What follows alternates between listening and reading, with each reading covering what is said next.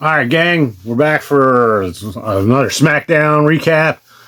It's March 29th, 2024. We're about 8 days away from WrestleMania. We're at the Mohegan Sun Casino Resort in Connecticut. We're going to start off with Kevin Owens and Randy Orton versus Pretty Deadly. Okay, match. Logan Paul comes out, interferes, fucking hits KO with brass knucks. Pretty Deadly pick up the victory because Randy was on the outside and didn't know what was going on.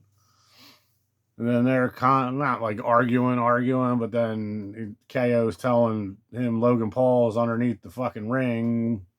So Randy pulls him out and starts beating his ass outside, and then Pretty Deadly helps him out, and then helps out Logan Paul. KO and Randy Orton hit their finishers, and then they go after Logan Paul. Logan Paul's still hanging around for whatever reason, and then Randy chases him to the back. Io Sky has a promo. She's filming at the Performance Center. It wraps up, and then all of a sudden Bayley comes out of nowhere, attacks her, and is getting the better of her, and then they break it up. Nick Aldis is in the ring, and he introduces the newest SmackDown signee, Jade Cargill, and she tells everybody how great she is. There's a Damage Control interview. Meanwhile, it's Dakota and the Kabuki Warriors. It is what it is. They're talking about the match later she's going to have with Bianca Belair. Nick Aldis backstage talked to Isla Dawn and whoever the fuck else was with her. I don't know who that girl was. And then he runs into AJ Styles and is talking to AJ Styles.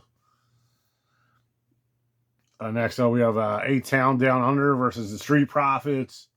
You'd think the Street Profits were going to win, but the fucking Final Testament interferes, and then AOP starts beating up on them, and then Karrion Kross comes down, and they're beating on him, and then fucking Bobby Lashley comes out, and he got beat up too.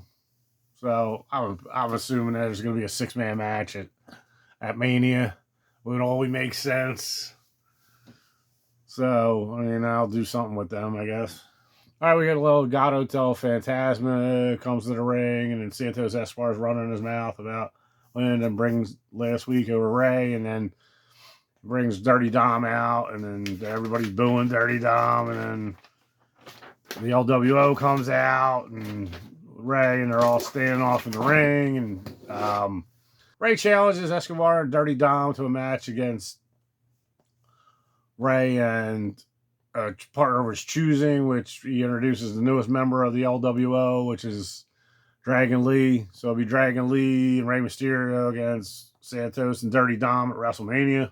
And then there's a brawl after it, and then the next qualifier for the tag team 6-man ladder match challenge at WrestleMania. Bianca and Naomi talking backstage and how they need to stay together and take out Damage Control.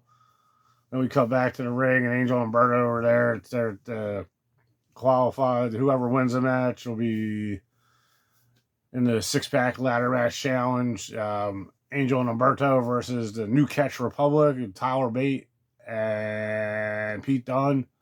Tyler Bate and Pete Dunne win the match. Good match.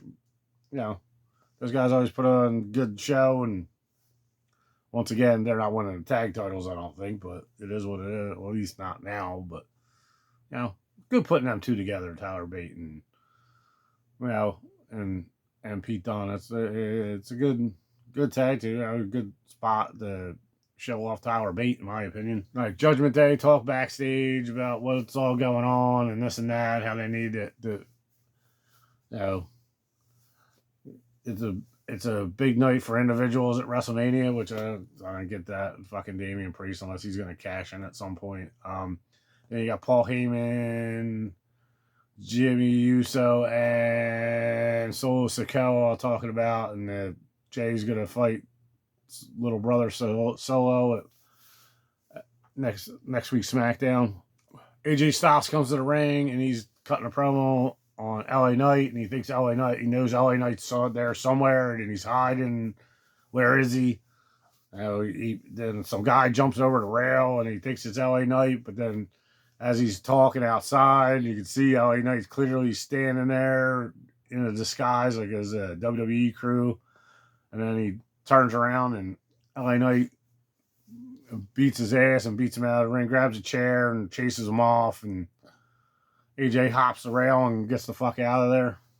Then we get a Tiffany Stratton vignette, which I'm fine. I like Tiffy time. We'll watch that all the time. And then we got the main event, which is Bianca Belair versus Dakota Kai. Decent match. Bianca wins, and then the Kabuki Warriors come down and start beating her up, and then Naomi comes down to make the save, and they start whipping both of their asses, and then Jade Cargill comes out, and then she comes out and helps them and dumps Damage Control, and then the girls all stand together in the ring. Probably match at WrestleMania. This was another 6-man. I would think the Kabuki Warriors and Dakota Kai against Jade, Bianca, and Naomi. Makes sense. I think the Kabuki Warriors against Bianca and Naomi will be the smarter move because you could actually defend the tag titles, but whatever the fuck, it don't matter. All right, guys, if you like the videos, like and subscribe. Hit the notification bell if you want to know when we're posting. And as always, thank you for watching Big T's Wrestling Reviews and Recaps, and have a great night.